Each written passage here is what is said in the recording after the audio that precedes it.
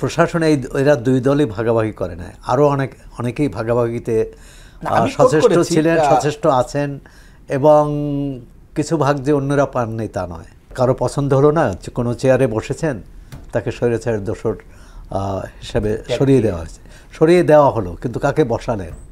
তার পছন্দসই ব্যক্তিকে বসিয়েছেন। তো অভ্যুত্থানে তো শুধু রাজনৈতিক দলগুলো ছিল না, রাজনৈতিক দলের বাইরে বিশাল সংখ্যক শ্রেণী পেশার মানুষ ছিলেন, পেশাজীবী ছিলেন, নাগরিক সমাজ ছিলেন, সংবাদ মাধ্যম ছিল।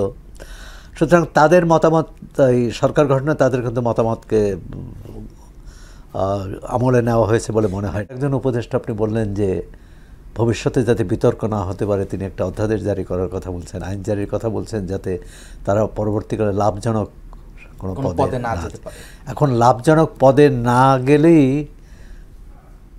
যে তিনি নিরপেক্ষভাবে দায়িত্ব পালন করবেন এই নিশ্চয়তা দেওয়া যায় না। কারণ আমি যদি কোনো দলকে পছন্দ করি তাহলে আমি কোনো পদ না নিয়েও আমি সেই দলের পক্ষে কাজ করতে পারি।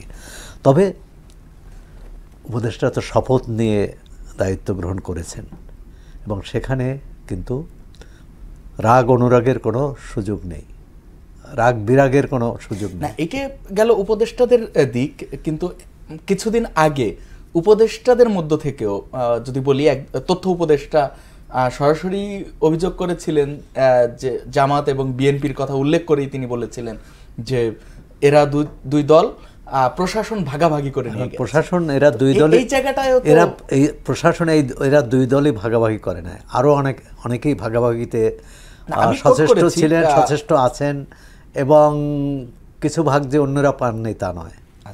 প্রথমেই আসলে এখানে শুরুটা হয়েছে খুব গোলমেলেভাবে, অর্থাৎ একটা অভ্যুত্থানের পর নতুন সরকার গঠিত হবে, প্রশাসন, জনপ্রশাসন, আইনশৃঙ্খলা রক্ষাকারী বাহিনী, শিক্ষার এবং প্রশাসনের অন্যান্য খাত যেভাবে রদবদলগুলো হওয়ার কথা ছিল, যোগ্যতা যাচাই বাছাই করে, রাজনৈতিক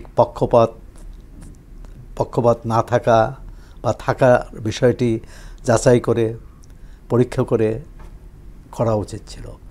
অনেক ক্ষেত্রে তো আমরা মব ভায়োলেন্স দেখেছি, মব জাস্টিসের নামে, যে কারো পছন্দ হলো না, কোনো চেয়ারে বসেছেন, তাকে স্বৈরাচারের দোসর হিসাবে সরিয়ে দেওয়া হলো, কিন্তু কাকে বসালেন?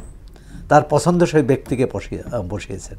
তিনি যোগ্য কি যোগ্য না, তার ওই পদে যাওয়ার উপযুক্ত হয়েছে কিনা এটা দেখা হয়নি।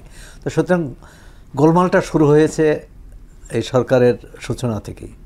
এখন যেহেতু সামনে নির্বাচন, সুতরাং এই প্রশ্নটা জ্বলন্ত হয়ে উঠেছে যে কে কার পক্ষে কাজ করবেন।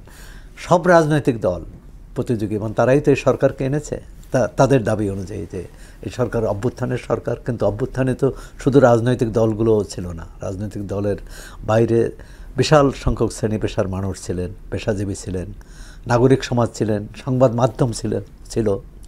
সুতরাং তাদের মতামত, এই সরকার গঠনে তাদের কিন্তু মতামতকে আমলে নেওয়া হয়েছে বলে মনে হয় না।